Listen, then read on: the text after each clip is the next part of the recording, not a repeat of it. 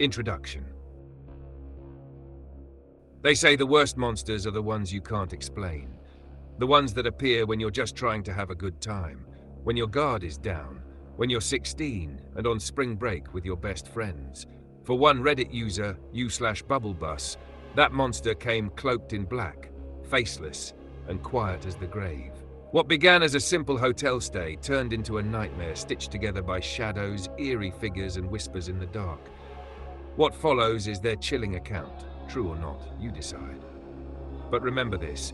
Next time you check into a hotel and smell something strange, or see a man in black who never speaks, maybe it's not just your imagination. Maybe he's waiting for you too. The Stalker. I was 16. Me and my friends, I'll call them Evan and Jake, wanted to rent a hotel for the night.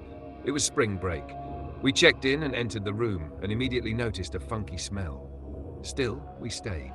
At 3 p.m, we decided to go swimming. The pool was downstairs, separated from the main hotel. As we reached the entrance of the pool, I noticed someone. A man, at least 6'3" in all black, a hood covering his face, just standing there, facing us. I panicked a little, but didn't say anything. We got in the pool and swam for a few hours. Then I saw him again, the same man in all black, sitting silently in a chair by the pool. "Can I help you, sir?" I asked. He gave no response whatsoever. My paranoia crept in and immediately I dipped my head into the water. At the bottom of the pool there was another figure, all black. I was terrified. I screamed and ran for the door. When I looked back, there was no man in the chair or figure in the water. Nothing. My friends thought I was seeing things, but I know what I saw. As clear as water, I saw. I didn't want to swim anymore. So I went out for dinner at the restaurant nearby and got a table for us. I browsed through the tables to find an empty spot. And there he was again, the man in black across the dining room, staring. At this point, I'd had enough.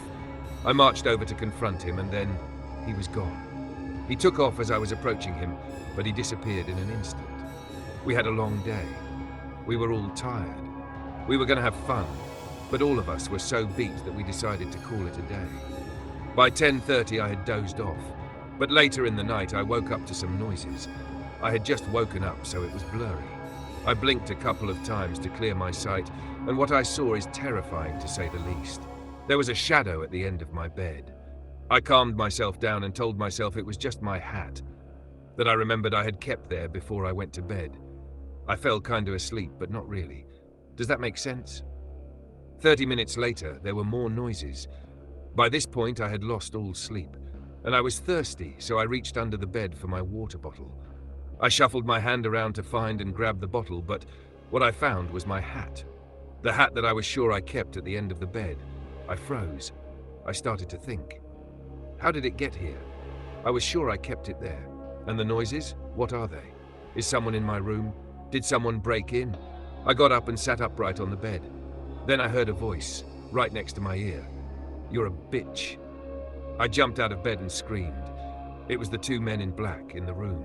I tried to run, but they had blocked all ways to escape. One of them grabbed me. I tried to fight, but they dragged me out. One of them covered my mouth, and then everything went black. Next thing I knew, I was on a stretcher. They said I'd been knifed.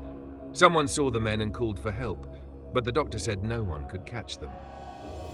To this day, I sleep with a nightlight, because some shadows don't stay in your dreams.